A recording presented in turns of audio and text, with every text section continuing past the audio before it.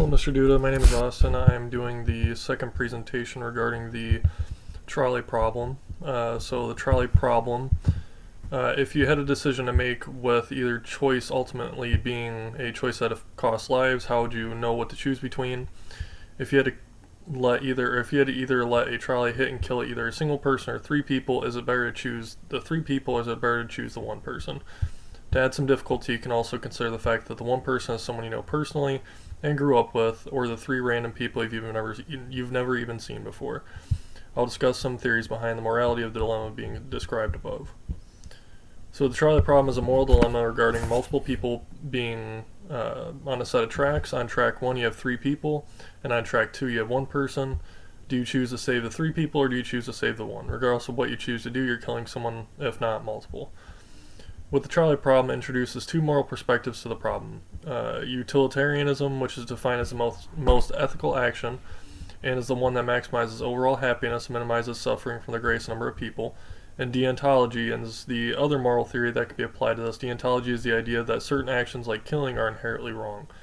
So to a utilitarianistic person who follows the same theory of utilitarianism, it would be better to kill 1, because it results in saving 3 other people.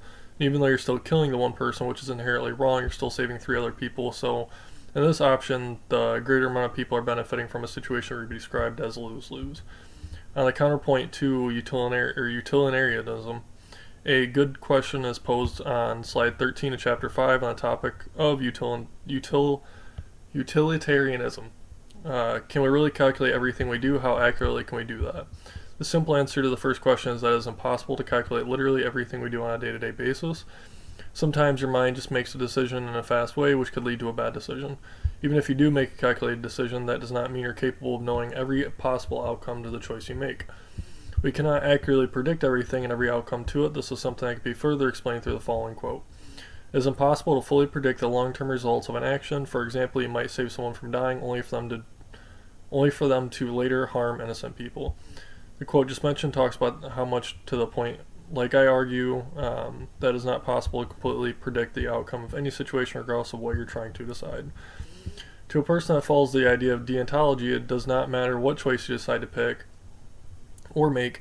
Either way, you're wrong for doing it because of the fact that you're still responsible for the death of another human being, regardless, and if you put those people on the track yourself or not, you are still responsible for another person dying.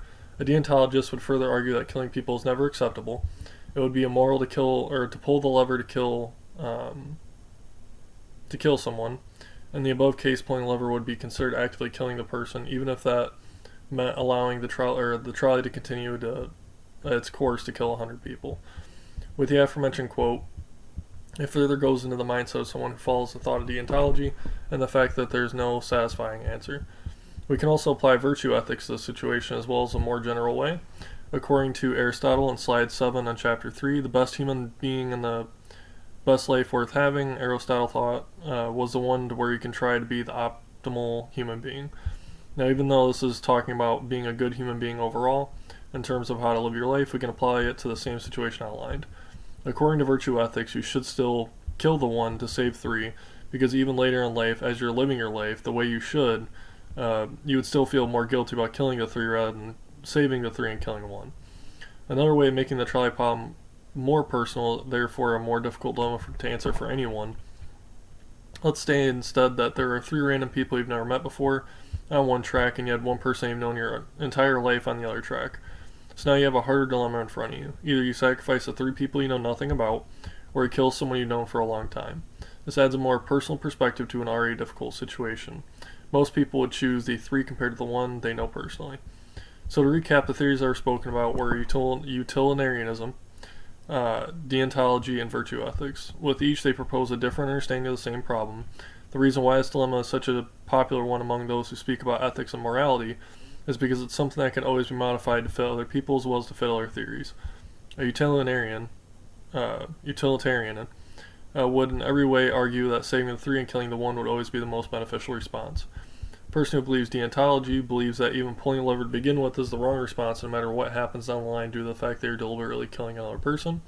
And according to virtue ethics, doing whatever would make you the better person According to virtue ethics, doing whatever would make you the better person is ultimately the right choice to make. Therefore, by pulling the lever and killing the one, you're sacrificing one person for the other three, and even more than if you're choosing not to pull the lever at all.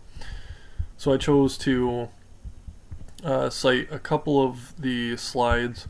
Couldn't really cite them properly. I'll be honest, I really don't know how to cite them.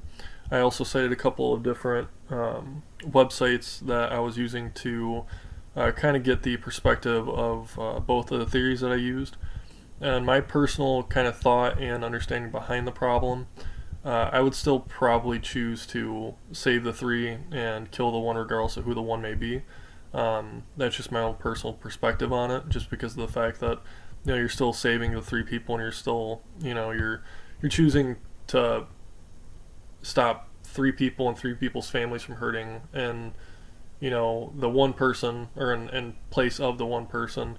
But regardless, it is a dilemma. It's a dilemma that's pretty popular, but it's still a dilemma nonetheless, and something that we can kind of understand and try to gauge. So thank you, and I hope you have a wonderful day.